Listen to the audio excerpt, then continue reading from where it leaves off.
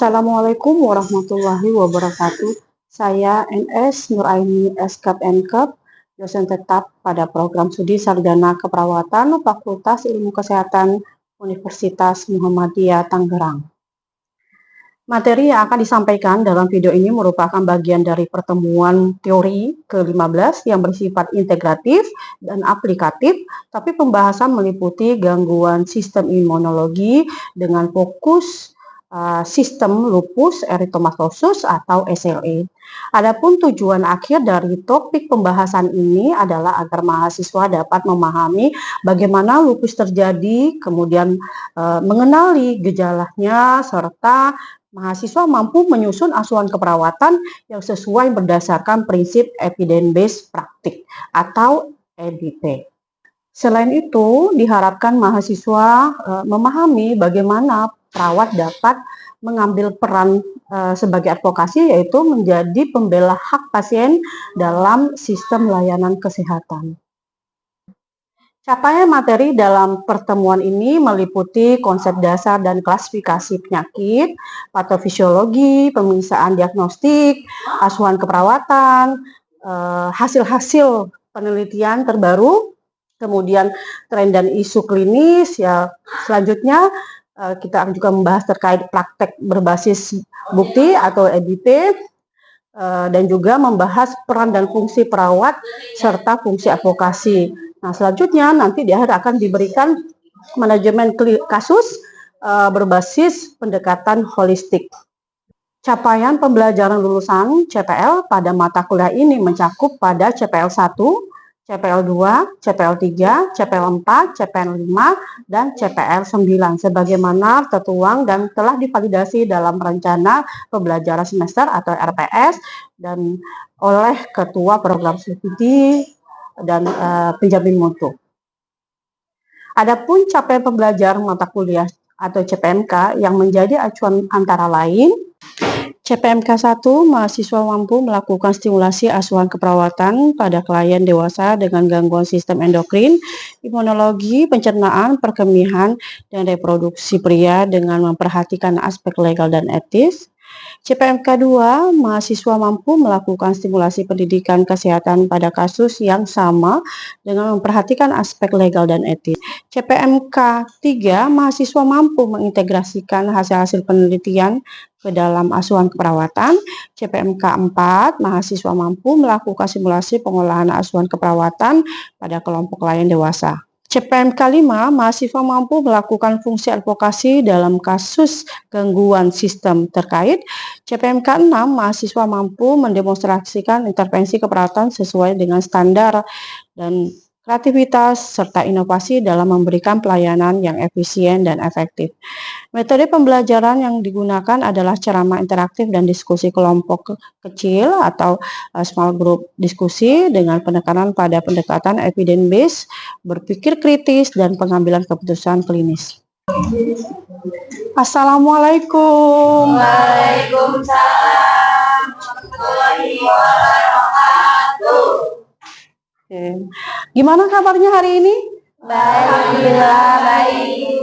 Alhamdulillah. Semangat ya? Semangat. Baru jam 10 berarti tetap harus semangat ya, masih pagi ya. Oke, sesuai dengan janji kita ya, minggu kemarin, hari ini kita akan melakukan perkuliahan dengan sistem imunologi dan sistem pencernaan. Sebenarnya ya, nanti pencernaan kita akan bahas setelah istirahat nanti ya, setelah jam 12 ya, nanti jam 1. Kali ini kita jam 10 kita akan membahas terkait SLE terlebih dahulu. Oke. Di sini kita sebelum kita bahas ya terkait SLE ya, alangkah baiknya ya kita berdoa terlebih dahulu untuk memulai perkuliahan hari ini. Baik, silakan ketua kelasnya untuk memimpin doa kita sebelum kita mulai perkuliahan. Sebelum melakukan perkuliahan, alangkah baiknya kita menundukkan kepala sejenak untuk berdoa dimulai.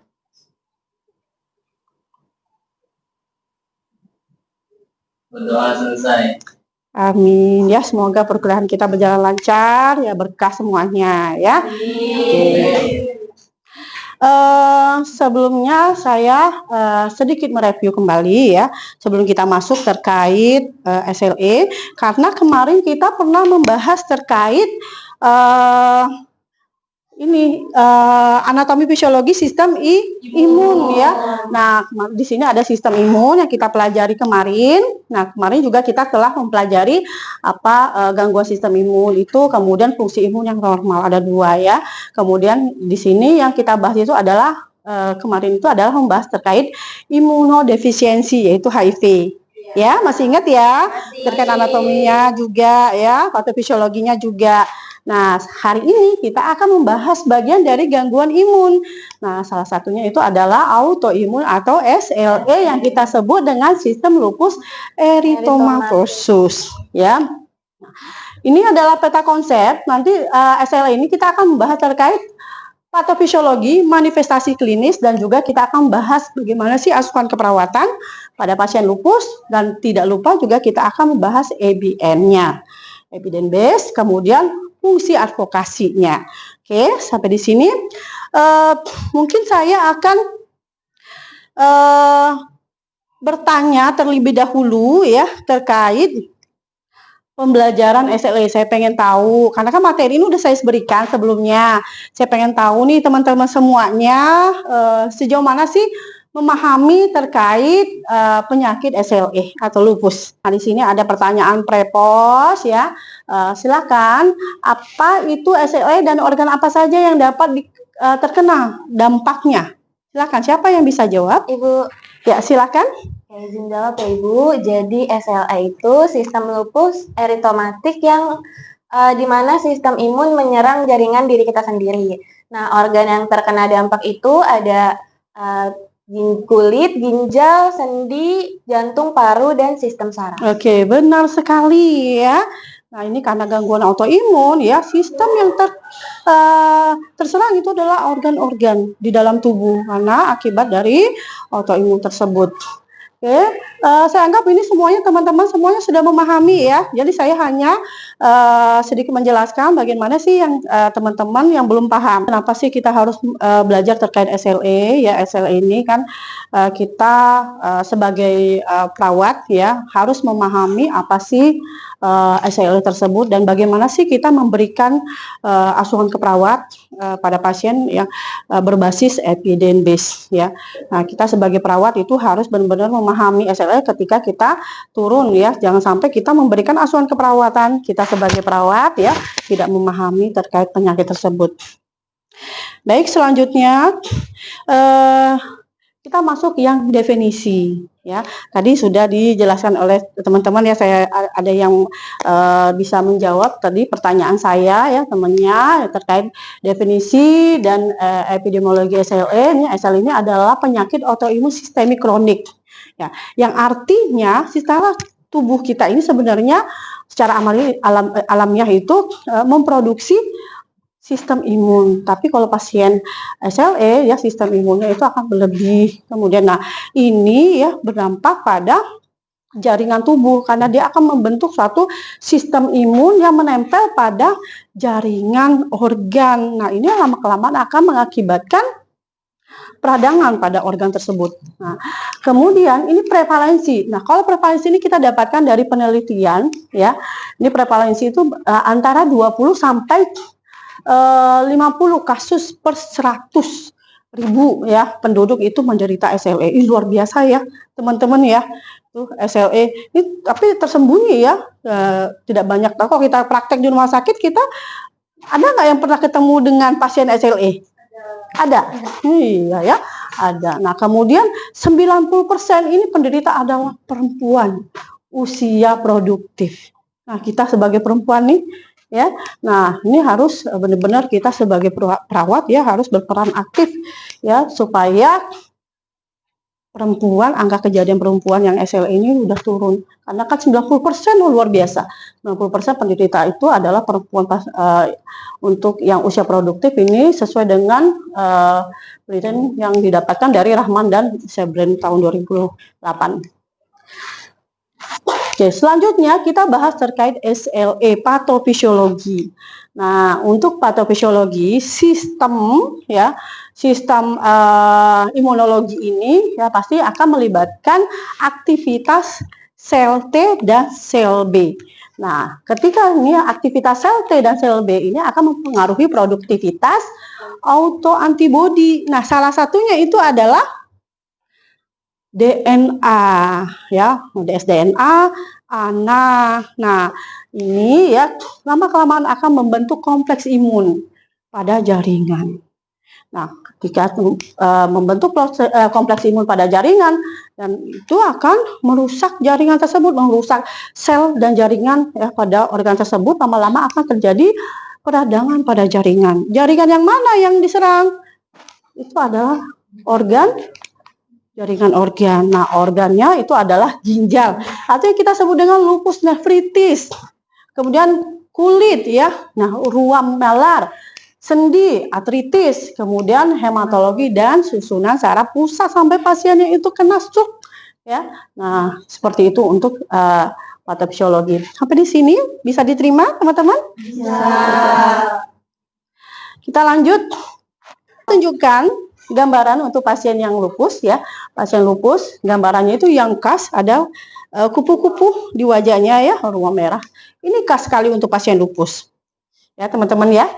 Kemudian ini seperti ini ya, sampai infeksi ya bagian mukanya. Nah, selanjutnya ini pada neonatal lupus ya pada bayi ya. Oke, nah ini ya, nah ini ada butterfly flash ini pada organ ginjal, jantung, paru-paru dan ginjal.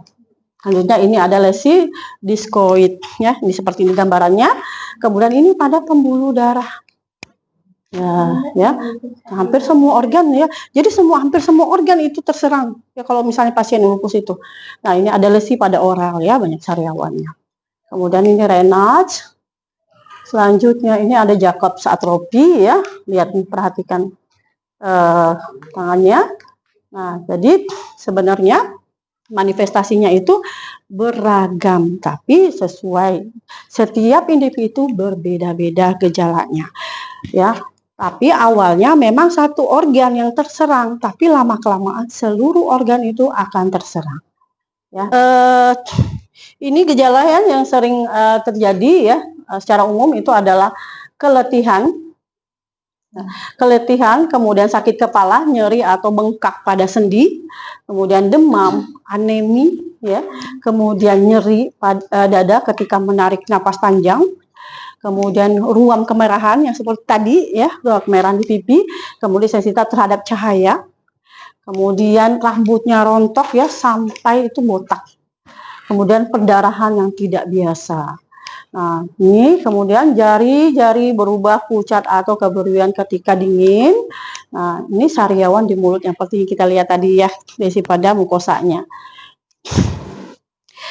Nah, jadi pemeriksaan yang perlu kita lakukan untuk pasien SLE ini itu adalah pemeriksaan ANA ya, anti nuklear antibody, kemudian dsDNA, kemudian Smith ini perlu kita lakukan. Nah, juga kita perlu lakukan pemeriksaan urin ya, proteinuria agar kita bisa mendeteksi apakah ada keterlibatan gangguan ginjal di sini, dan juga di sini ada komplemen C3, C4 dan C50 ya. Nah, seperti itu. Sampai di sini bisa diterima teman-teman? Bisa. Oke, ini komplikasinya karena sesuai dengan organ yang diserang, pastinya lama-kelamaan akan mengalami gagal ginjal. Perikarditis ya, peradangan membran pleura, vaskulitis ya, dan juga terjadinya susunan saraf pusat yaitu stroke dan kejang ya, perubahan kepribadian termasuk psikosis dan depresi ya bisa terjadi pada pasien SLE.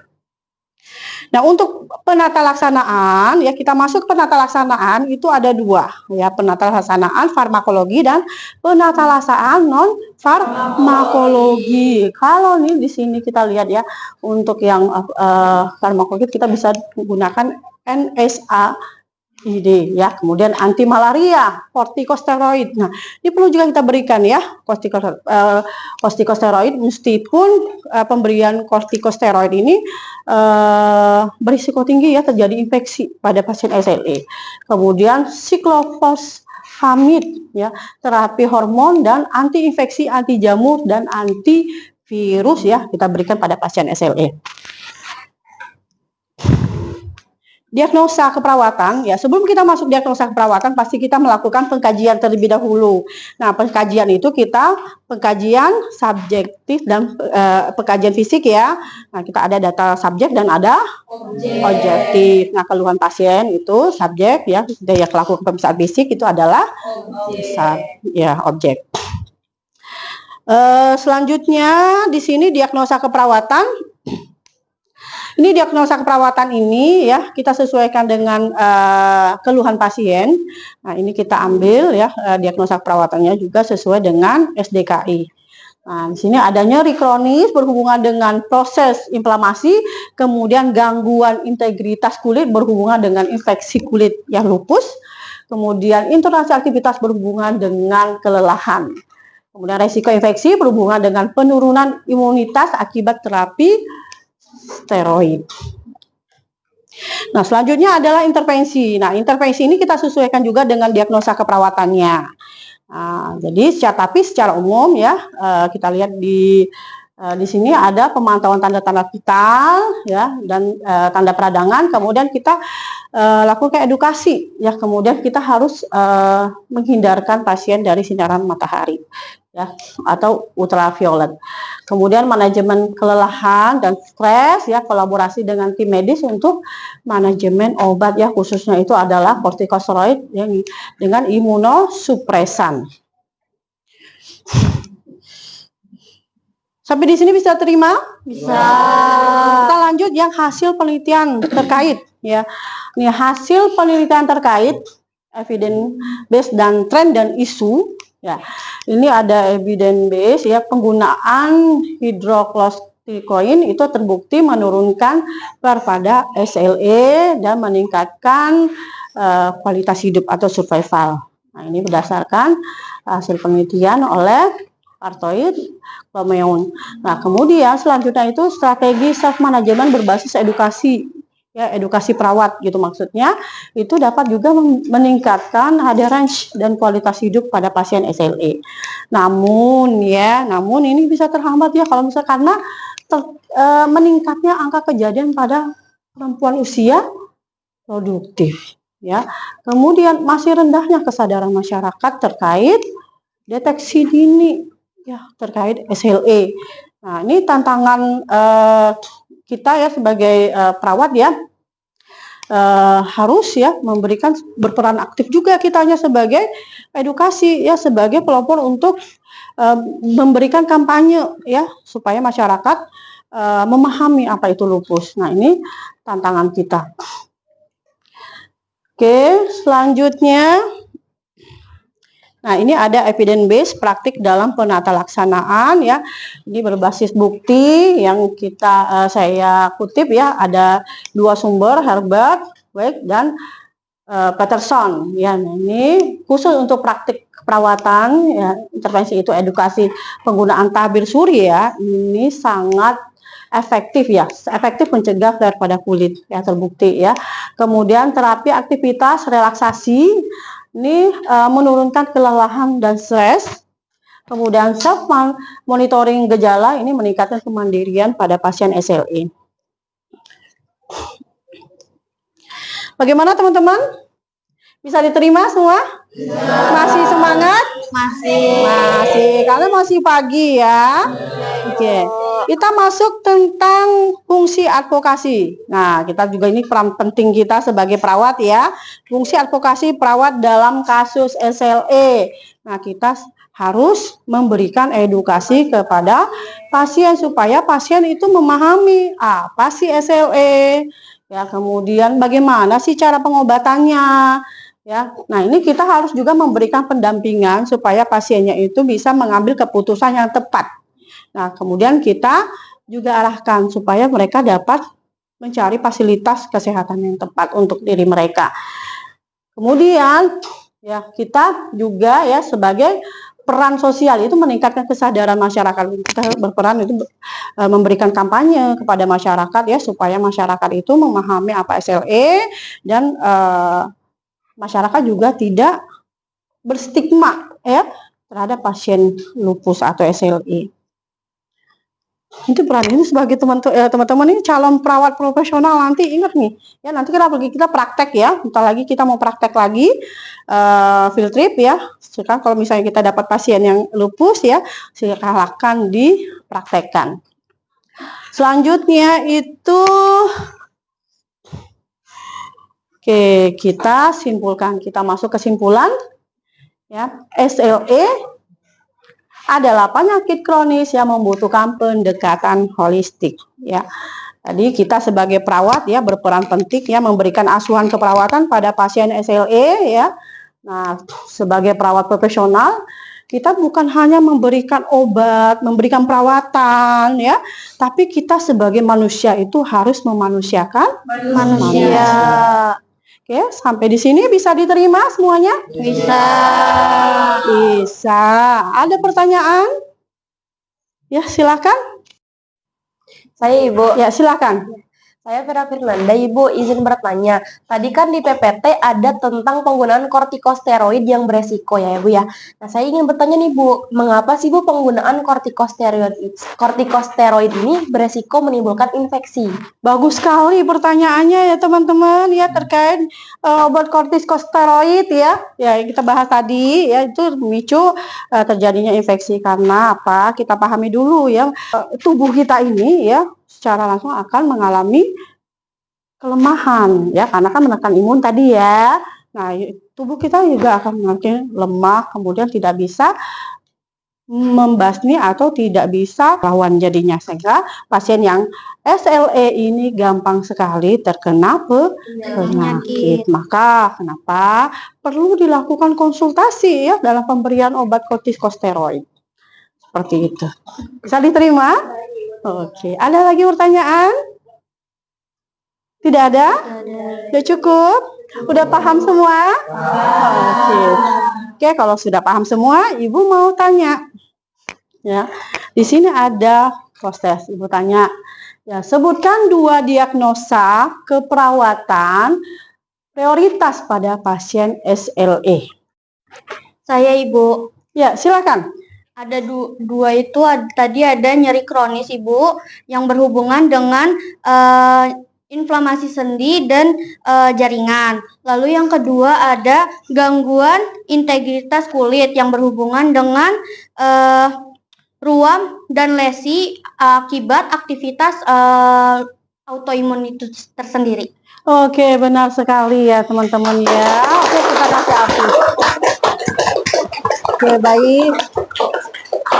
Oke, baik ya, bagus sekali ya.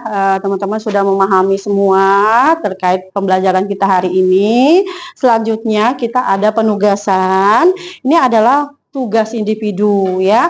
Nah, tugas individu kita diwajibkan untuk membuat ya analisis kasus ya dan rencana asuhan keperawatan pada pasien dengan lupus erythematosus sistem atau SLE.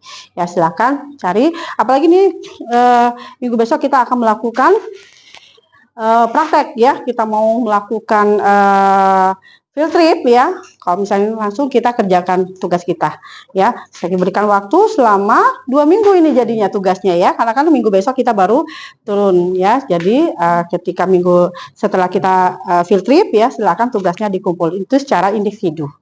Ya, gitu ya teman-teman. Nah, ini ada instruksi penugasannya. Silakan diikutin saja instruksi penugasannya ya. Kemudian juga karena kita sudah ada pembagian tugas kelompok, ada 4 kelompok ya. Nah, ada 4 kelompok. Nah kasusnya ada di sini. Ya, akan dikerjakan ini sesuai dengan kelompoknya ya. Ada skenario 1, 2, 3 dan 4. Nah, ini ada referensi yang saya gunakan untuk SLE ini ya. Silakan teman-teman juga merujuk referensi dari sini. Oke, demikian untuk perkuliahan kita hari ini ya. Oke, saya sebagai dosen ya. Mohon maaf apabila ada salah-salah kata ya. Perkuliahan kita tutup dengan baca alhamdulillahirabbil alamin. Ya. Wassalamualaikum warahmatullahi wabarakatuh. Waalaikumsalam warahmatullahi wabarakatuh. Terima kasih, Bu. Sama-sama. Demikian cuplikan video pengajaran dari mata kuliah keperawatan dewasa, sistem endokrin, imunologi, pencernaan, perkemihan, dan reproduksi pria pada program studi sarjana keperawatan Fakultas Ilmu Kesehatan Universitas Muhammadiyah Tangerang. Semoga tayangan ini dapat memberikan gambaran yang utuh mengenai praktik pengajaran yang saya laksanakan secara nyata di kelas. Wassalamualaikum warahmatullahi wabarakatuh.